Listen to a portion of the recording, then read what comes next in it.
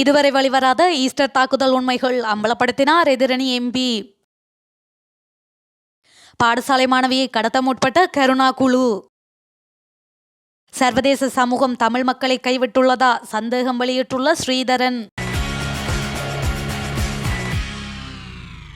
உயிர்த்த ஞாயிறு தாக்குதல் தொடர்பாக விசாரணை நடத்துவதற்காக நியமிக்கப்பட்ட ஆணைக்குழுக்களின் உண்மைகள் இதுவரை வெளிவரவில்லை என ஐக்கிய மக்கள் சக்தியின் பொதுச் செயலாளரும் நாடாளுமன்ற உறுப்பினருமான ரஞ்சித் மத்துமபண்டார தெரிவித்தார்.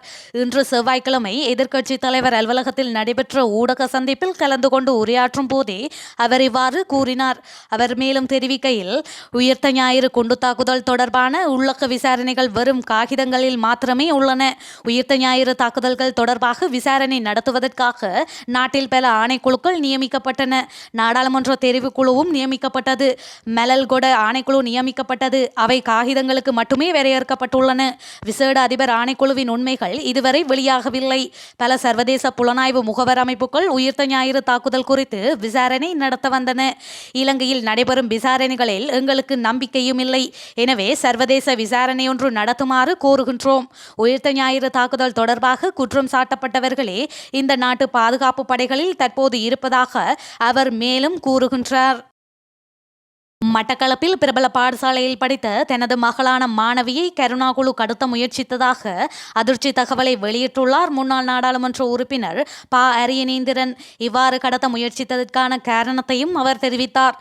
இதன்படி 2006ஆம் ஆண்டு நவம்பர் மாதம் வரவு செலவு திட்ட வாக்களிப்பினை புறக்கணிக்குமாறு கருணா குழுவினர் தன்னை அச்சுறுத்தி மகளை கடத்த முயற்சித்துள்ளனர்.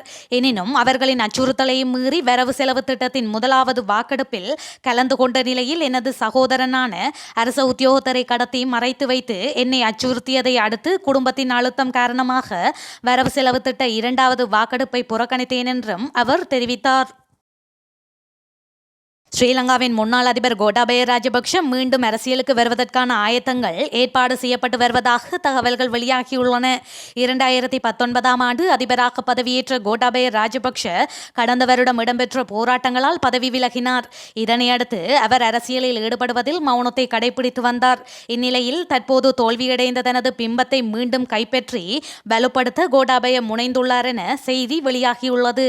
நேற்றைய தினம் அரசியலில் பிரவேசிப்பதாக அறிவித்த அவரது நெருங்கிய உதவியாளரும் ஊடக உரிமையாளருமான ஒருவரால் தற்போது புதிய அரசியல் கட்சி தொடங்கப்பட்டுள்ளது. இந்த நிலையில் அதற்குள் தனது பிம்பத்தை மாற்ற அவர் திட்டமிட்டுள்ளார். மக்களால் பதவியில் இருந்து வெளியேற்றப்பட்ட போதிலும் முன்னாள் அதிபர் என்ற வகையில் அனைத்து சலுகைகளையும் வசதிகளையும் பெற்ற கோட்டாபய ராஜபக்ஷ அண்மையில் தனது நெருங்கிய உதவியாளரான திலித் ஜெயவீரவினால் தலைமைத்துவம் ஏற்கப்பட்ட மௌபிம ஜனதா கட்சிக்கு ஆதரவளிப்பதாக தெரிவித்துள்ளார். திலித் ஜெயவீர கட்சியை பொறுப்பேற்பதன் பின்னரே மௌபிம ஜனதா கட்சி தனது அரசியலமைப்பை மாற்றியமைத்து புதிய நிர்வாகிகளை தெரிவு செய்துள்ளதாக தேர்தல்கள் ஆணைக்குழு வட்டாரங்கள் தெரிவிக்கின்றன. இந்த கட்சி இப்போது புதிய உறுப்பினர்களை ஏற்றுக்கொள்ள தயாராக உள்ளதாகவும் தெரிவிக்கப்பட்டுள்ளது. கோட்டாபய ராஜபக்ஷவின் வியத்மக அமைப்பு போன்ற கட்டமைப்பை உருவாக்கி தொழில் வல்லுநர்கள் மற்றும் வர்த்தகர்களை தொடர்பு கொள்ள ஆரம்பித்துள்ளதாகவும் கூறப்படுகின்றது. இந்த நிலையில் கடந்த 2019ஆம் ஆண்டில் இடம்பெற்ற உயிர்த்த ஞாயிறு தாக்குதல் தொடர்பில் அண்மையில் சேனல் 4 ஊடகம் வெளியிட்ட காணொளியில் பிரதான சூத்திரதாரிகளின் பெயரில் கோட்டாபயவின் பெயரும் கூறப்பட்டமை குறிப்பிடத்தக்கது. தமிழ் மக்கள் மீது கட்டவிழ்க்கப்பட்ட இன அழிப்பு இடம்பெற்றுக் கொண்டிருக்கும் சூழலில் சர்வதேச சமூகம் தமிழ் மக்களை கைவிட்டுள்ளதா என்ற சந்தேகம் எழுவதாக தமிழ் தேசிய கூட்டமைப்பின் நாடாளுமன்ற உறுப்பினர் சிவஞானம் ஸ்ரீதரன் தெரிவித்தார். எனவே சர்வதேச சமூகம் தமிழ் மக்கள் மீதான இனப்படுகொலைகள் தொடர்பில் சர்வதேச விசாரணை நடத்த வேண்டும் என கிளிநொச்சியில் நேற்று இடம்பெற்ற ஊடக சந்திப்பில் அவர் கூறினார்.